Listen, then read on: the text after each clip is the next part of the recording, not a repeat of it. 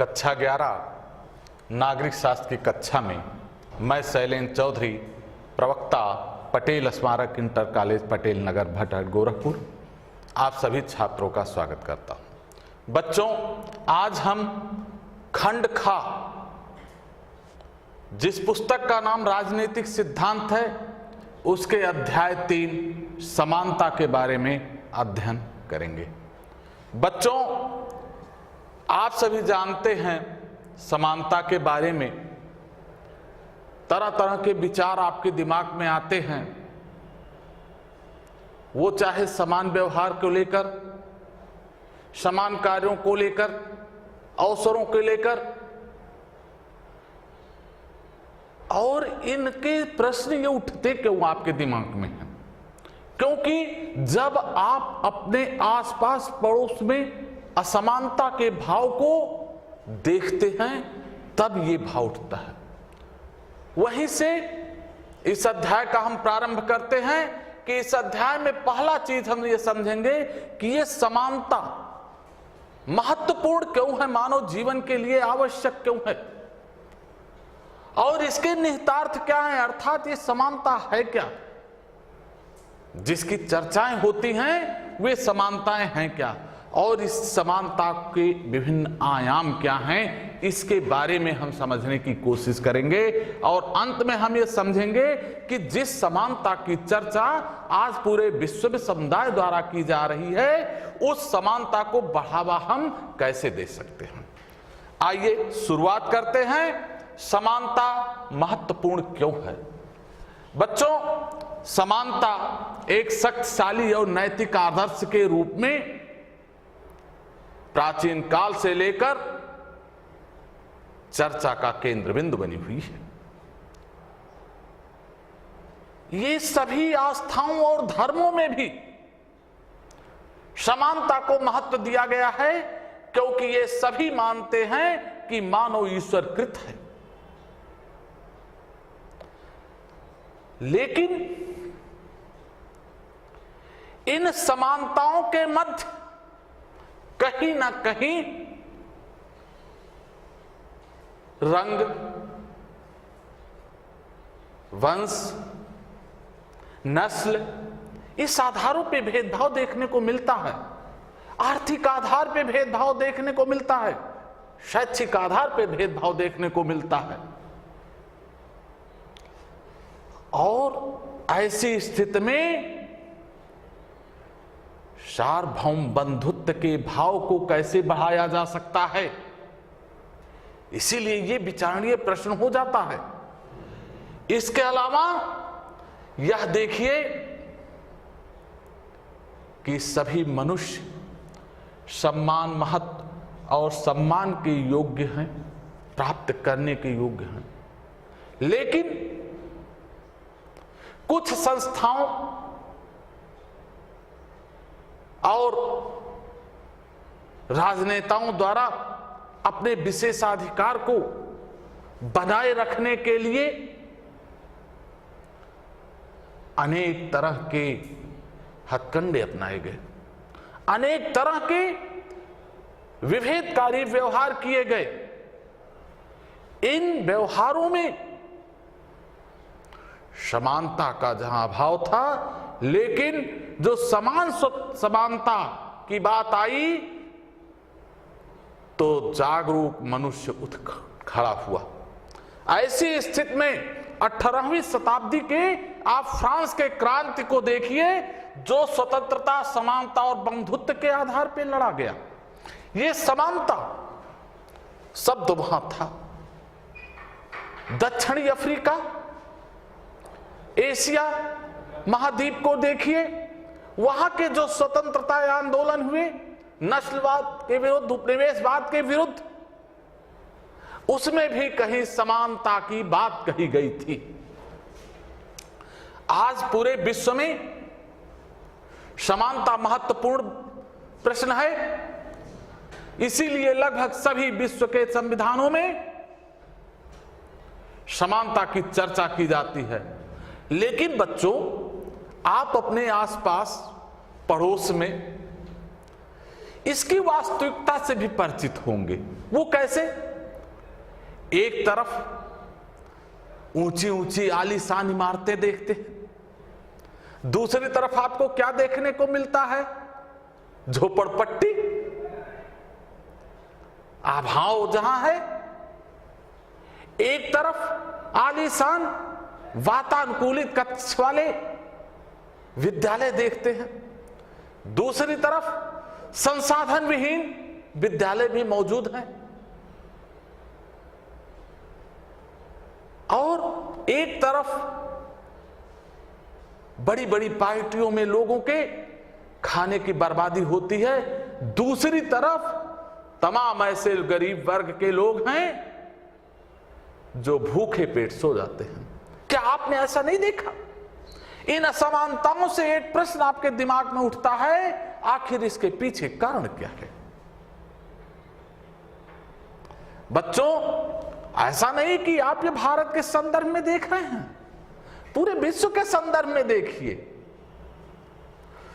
विश्व के 50 अमीर आदमी जो हैं, उनकी जो कुल आय है वो 40 करोड़ जो गरीब जनता है उनकी आय से बहुत ज्यादा है। यह समानता नहीं तो और क्या है? इसके अलावा जो विश्व की 40 करोड़ की आबादी है गरीबों की, वो विश्व की आमदनी में केवल 5% उसका हिस्सा है। कितना? केवल 5%। और जो 10% अमीर लोग हैं उनकी हिस्सेदारी 54% है। पूरे विश्व की आमदनी में 54% हिस्सा उनके पास चला जाता है। बच्चों, इस दौर में एक प्रश्न अब सामने आता है कि क्या इस जो असमानता है इसे स्वीकार किया जाए? इसके कारण क्या है? आखिर समानता की बात हम कहते हैं तो उसके निहितार्थ क्या हैं? कैसे हम दूर कर सकते हैं? ये तमाम प्रश्न आपके सम्मुख उपस्थित होते हैं। राजनीतिक सिद्धांत के छात्रों के सम्मुख तो जो इतने प्रश्न आते हैं वो समानता के महत्व को और ज्यादा महत्वपूर्ण बना देते हैं। जो पहला प्रश्न आपके सम्मुख सबसे महत्वपूर्ण आता है वो आता है कि आखिर इस समानता का निहितार्थ अर्थात अर्थ क्या है। तो हम आगे पढ़ते हैं बच्चों कि समानता क्या है अर्थात इसके निहितार्थ क्या हैं। देखिए, समानता का हमारा आत्मबोध कहता है कि साझी मानवता के कारण सभी मनुष्य बराबर और सम्मान परवाह के हकदार हैं। बच्चों, एक चीज समझिए, आप कहीं जा रहे हो और वहां आपने एक बोर्ड लिखा देखा, किसी सभा में गए, वहां बोर्ड लिखा है अश्वेतों को बैठने का स्थान पीछे है। आप कहीं और गए, पानी पीना है, प्यास लगी आपको, गए, वहां लिखा है श्वेत इधर अश्वेत इधर। विश्राम गृह बना है, लिखा है केवल ये श्वेत वर्ग के लिए है, यहां निग्रो कुत्ते ये आने मना है। आपको कैसा अनुभव होगा? क्या यह मानव आत्मबोध के विरुद्ध नहीं है? मानव आत्म सम्मान के विरुद्ध नहीं है? यह बिल्कुल विरुद्ध है। हमें इस चीज को, जो मानव जनित सामाजिक असमानता है, इसे समाप्त करना है।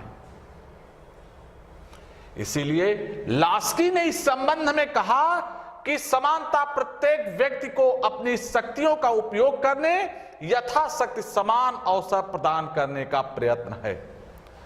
प्रत्येक व्यक्ति को अपनी शक्तियों का उपयोग करने, अर्थात यदि प्रत्येक व्यक्ति को अवसर की समानता दिया जाए तो, और उस पे वह कोई शक्तियां आरोपित ना की जाए, तो ये जो है समानता का बिहेव कराएगा। लेकिन अब एक प्रश्न और उठेगा आपके दिमाग में, क्या समानता का अर्थ सबको समान कर दिया जाए या समान व्यवहार किया जाए? अगर ऐसा कर दिया जाए, सभी संसाधनों का, सभी चीजों का समान वितरण कर दिया जाए, तो क्या बाजार व्यवस्था चल पाएगी बच्चों? एक छोटा सा उदाहरण लो, समाज में सबको पैसा दे दिया जाए, बराबर कर दिया जाए, तो कोई किसी के यहां काम करेगा, कोई फैक्ट्रियों में काम करेगा, कोई दुकान खोल के करेगा, अर्थात सभी व्यवस्थाएं जो बाजार व्यवस्था वो समाप्त हो जाएगी। अर्थात अब प्रश्न उठता है, कुछ तो ऐसा होना चाहिए जिससे ये व्यवस्थाएं चलती रहें। इसीलिए कहा जाता है कि मनुष्य को अवसर समान दीजिए, वह अपनी योग्यता के अनुसार अपने रास्ते खुद चुन लेगा। यदि उसके पास बौद्धिक क्षमता है, नौकरी की तरफ जाएगा, उसकी रुचि खेल में है तो खेल की तरफ जाएगा, उसकी रुचि व्यापार में है व्यापार की तरफ जाएगा, समाज सेवा में है समाज सेवा की तरफ जाएगा। इस तरह वो अपनी रुचियों को, लेकिन कब जाएगा? जब अवसर समान होंगे।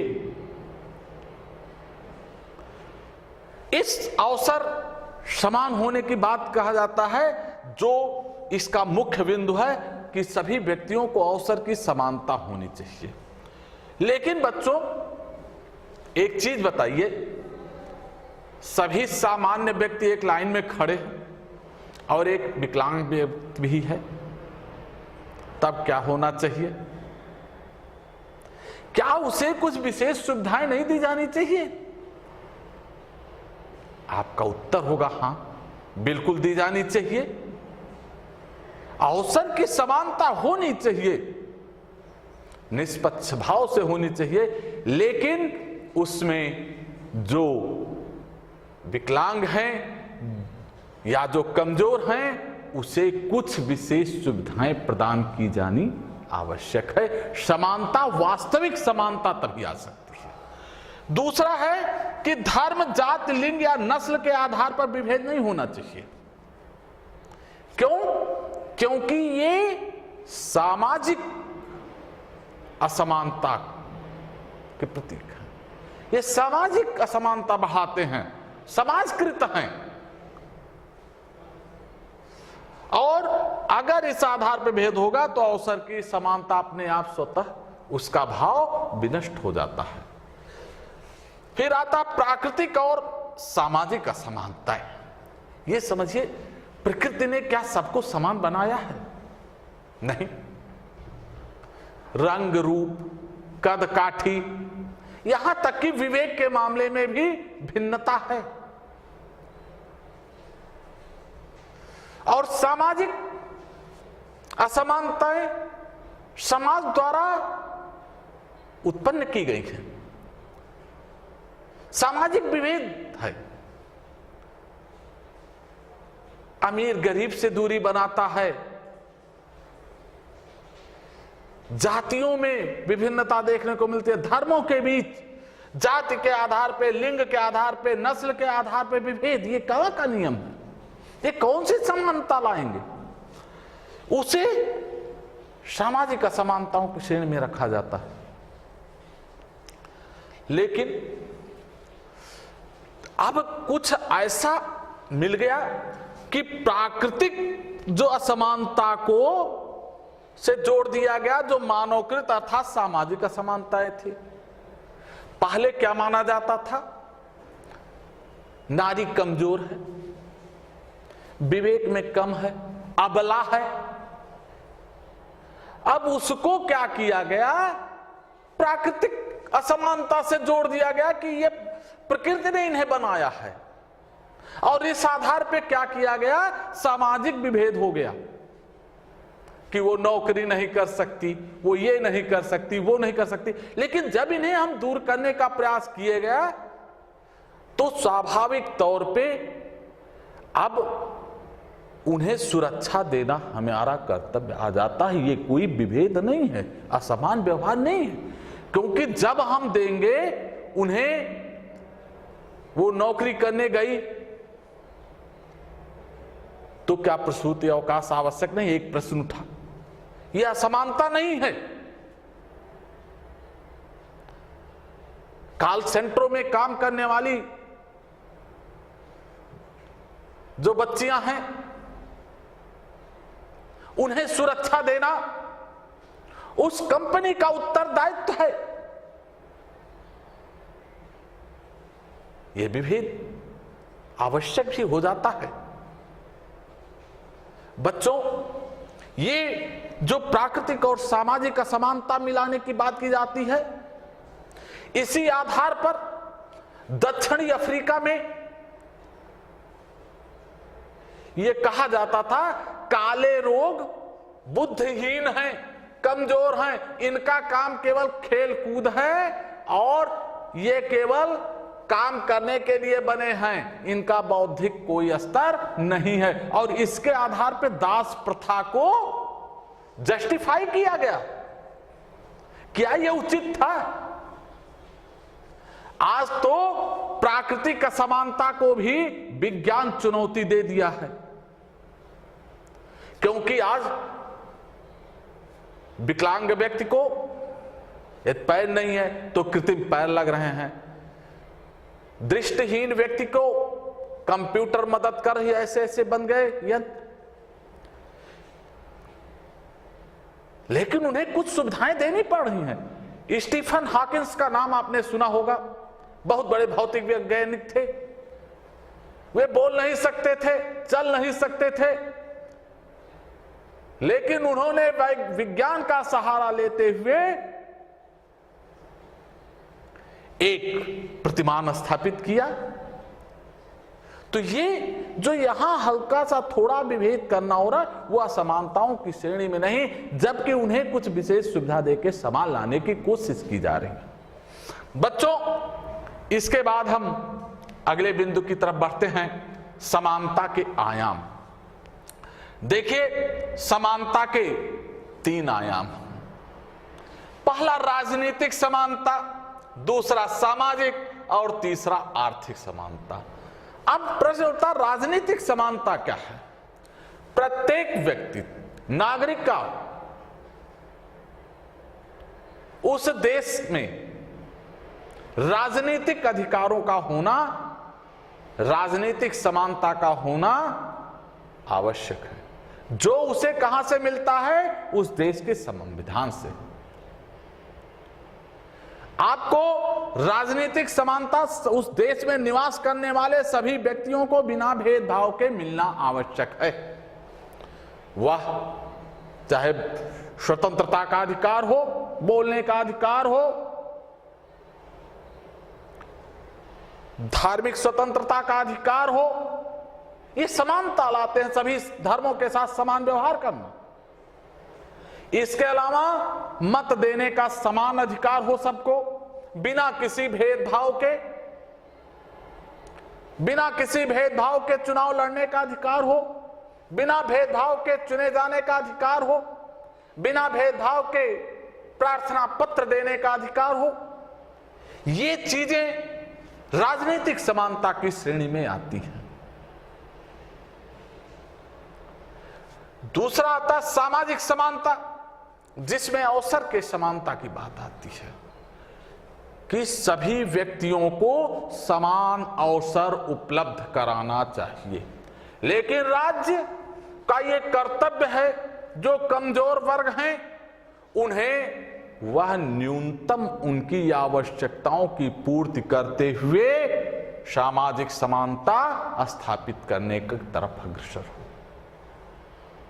समाज में किसी भी तरह के भेदभाव ना किया जाए। इसीलिए आपके भारतीय संविधान में अनुच्छेद 17-18 में अस्पृश्यता का अंत, उपाधियों का अंत किया गया। क्यों? क्योंकि ये एक वर्ग को विशेषाधिकार प्रदान करते थे, और जब विशेषाधिकार प्राप्त वर्ग समाज में मौजूद होगा तो उस समाज में असमानता विद्यमान रहेगी। अब बच्चों, आर्थिक समानता की बात करते हैं, जो राजनीतिक और सामाजिक समानता का मूल है। क्यों मूल है? क्योंकि आर्थिक समानता के अभाव में कभी भी राजनीतिक और सामाजिक समानता प्राप्त नहीं की जा सकती।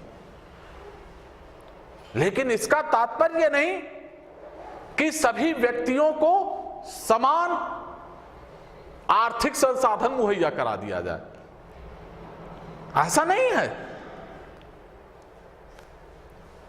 इसका तात्पर्य है व्यक्ति के न्यूनतम और मूलभूत सुविधाओं की आपूर्ति करते हुए समान अवसर इस प्रकार उपलब्ध कराया जाए कि वो अपने जीवन के, अपने व्यक्तित्व का विकास कर सके।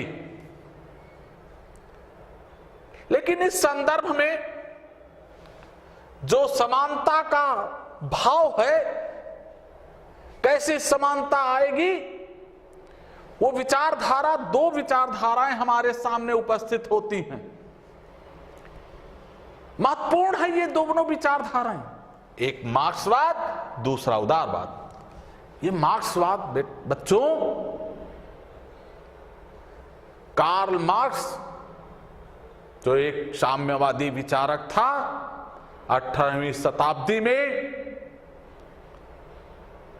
इसने एक बहुत बड़ा विचार प्रस्तुत किया।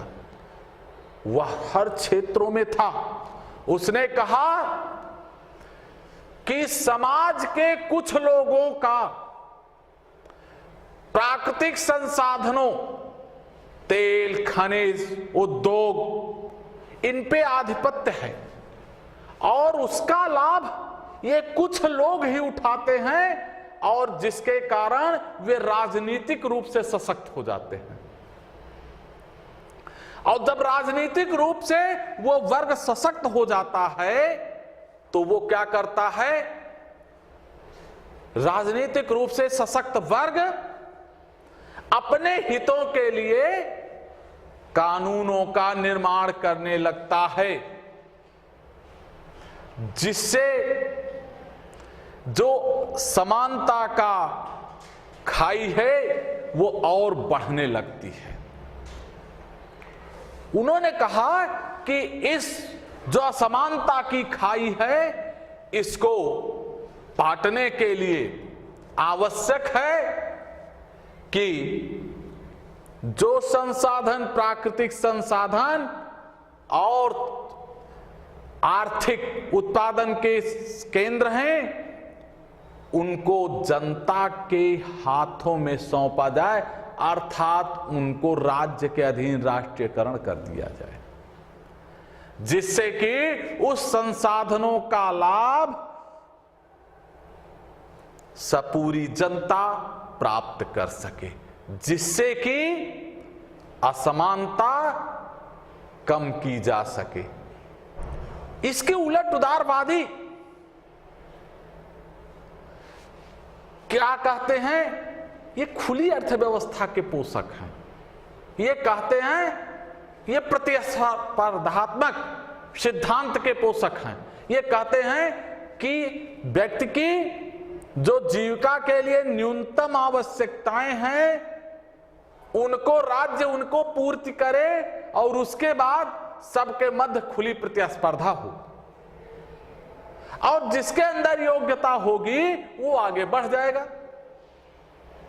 राज्य का काम यह नहीं देखना है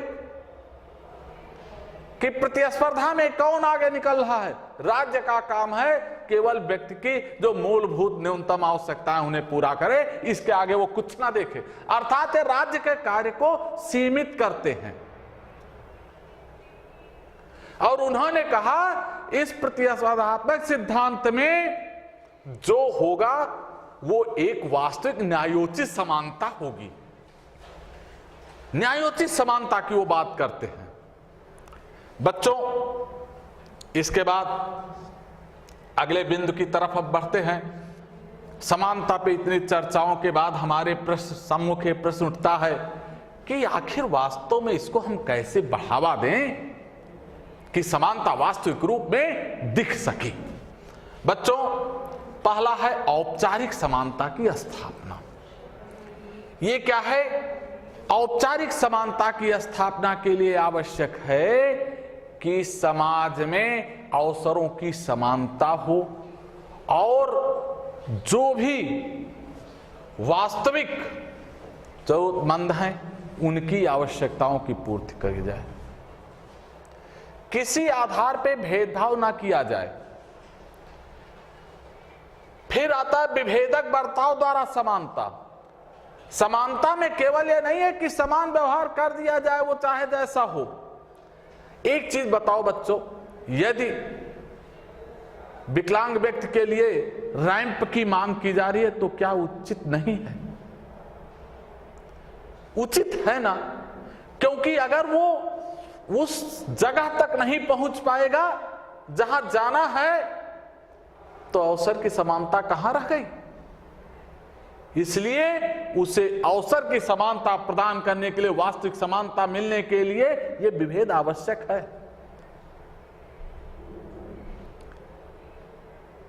यदि समाज के कमजोर वर्ग को कुछ मदद करने से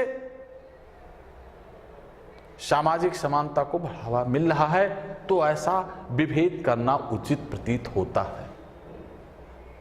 शिक्षण संस्थाओं में खुली प्रतियोगिता आवश्यक है।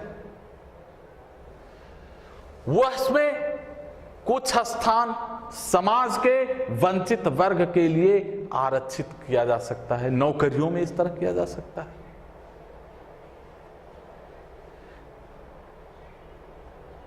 ये चीजें विभेदक बर्ताव द्वारा समानता लाने का प्रयास है। इसके अलावा बच्चों, सकारात्मक कार्यवाही, इस सरकार के कदम उठाते हैं वास्तविक समानता प्राप्त करने के लिए। अब देखिए, समाज में कुछ ऐसे वर्ग हैं जो सदियों से वंचित रहे हैं। क्या वे खुली प्रतिस्पर्धा में समान हो पाएंगे? नहीं हो पाएंगे। इसलिए वहां सरकार सकारात्मक कार्यवाही के माध्यम से समानता लाने का प्रयास करती है। आरक्षण की व्यवस्था अनेक विवादों का केंद्र बनी रही।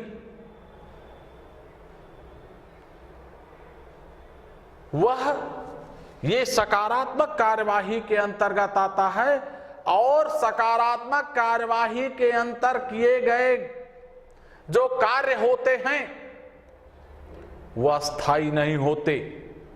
उन्हें कुछ निश्चित अवधि के लिए लागू किया जाता है।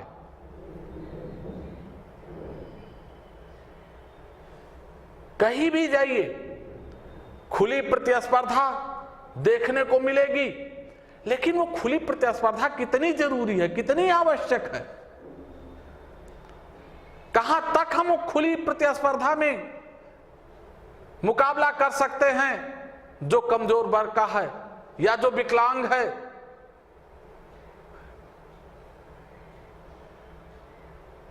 इसके अलावा किसी व्यक्ति के पास, बच्चों, समाज में आप देखते हैं, आप इस समाज के एक अंग हैं। आपके इर्द गिर्द बहुत से ऐसे लोग होंगे जिनकी जीविका का कोई साधन नहीं होता। वे सुबह निकलता है, शाम को भोजन की व्यवस्था होगी कि नहीं, उसके लिए किसी भी सिद्धांत का कोई महत्व तब तक नहीं है जब तक कि सरकार कुछ विशेष रियायतें देकर उन्हें उनकी न्यूनतम आवश्यकताएं उपलब्ध ना करा दे। बच्चों, यहीं पर एक चीज और देखने को मिलती है, जो सरकार द्वारा आवास उपलब्ध कराया जा रहा भारत में, वह भी इसी समानता के प्रतीक है, क्योंकि व्यक्ति की न्यूनतम आवश्यकताओं में आवास भी आता है। इसी के साथ बच्चों, ये समानता का अध्याय समाप्त होता है। धन्यवाद।